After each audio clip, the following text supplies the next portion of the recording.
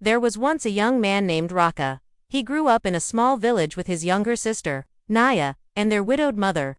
Their father had passed away when Raka was just 13, leaving them with little more than a simple wooden house and a collection of memories that felt too heavy for such young shoulders.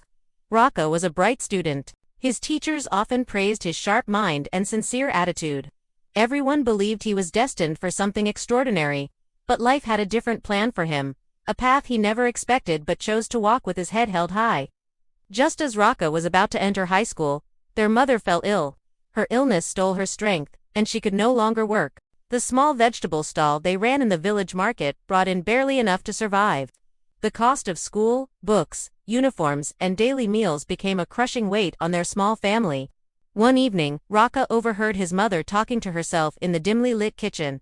Her voice trembled with worry. "How will I afford their school? Naya still needs to study. Raka deserves school too. But I have nothing left to give." Raka stood silently in the doorway, and in that single, heart-wrenching moment, he made a decision that would alter the course of his entire life. It wasn't forced upon him, not commanded by anyone. It was a choice born from pure, selfless love. The very next day, he went to his school and found his teacher. "Sir, I need to stop attending school. I have to work," he said. His voice was calm, but his heart was heavy with the weight of his sacrifice. His teacher looked at him, shocked. "Raka, you have such a bright future. You can earn scholarships. Why would you give up now?" Raka managed a soft smile. "My sister has a future too, sir, and she's still young. I want to make sure she gets her chance to study. I'll be fine." And just like that, Raka left school. He started working wherever he could find a job, carrying heavy sacks in the market, helping farmers in the fields, delivering goods from one village to the next. Every single coin he earned, he brought straight home. He never complained, never cursed his fate, and never asked for a single thing in return. Meanwhile, Naya continued her education.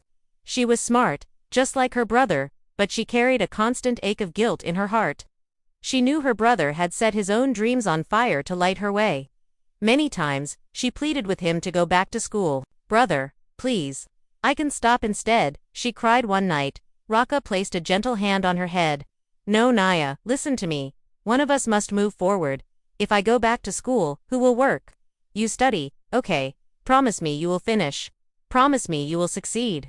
Not for me, but for yourself and for our family." Naya promised. She studied day and night, fueled by the image of her brother's sacrifice. Every time she felt tired, every time she felt she wasn't good enough, she remembered Raka's hands, rough and cracked from hard labor, and she pushed forward. Years passed. Naya graduated from high school with top honors and earned a scholarship to a prestigious university in the city. The day she left for college, Raka carried her luggage to the bus stop. His clothes were worn, his skin darkened by the relentless sun, but his smile was the brightest thing she had ever seen. "Study well, Naya," he said. "Don't worry about us here. I'll manage everything." Naya hugged him tightly, tears streaming down her face. "I will make you proud, I promise." University life was tough, but Naya never faltered. Whenever she felt overwhelmed, she pictured her brother walking barefoot through muddy fields, carrying heavy loads, sweat dripping from his face. That memory became her unwavering strength. After 4 long years, she graduated with honors. She was the first person from their village to ever earn a university degree.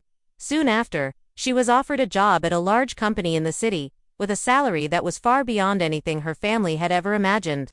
With her very first paycheck, she didn't buy herself anything fancy. She went home.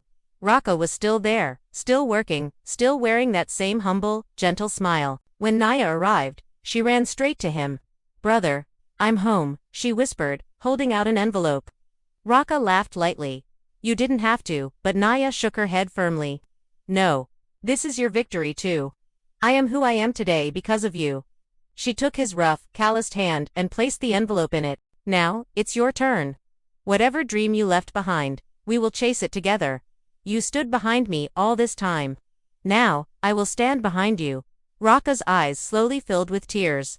For the first time in years, he cried not from exhaustion or despair, but from pride, relief, and an overwhelming sense of love. Their mother, watching from the doorway, whispered a silent prayer of gratitude. The sacrifices of an older sibling are often silent.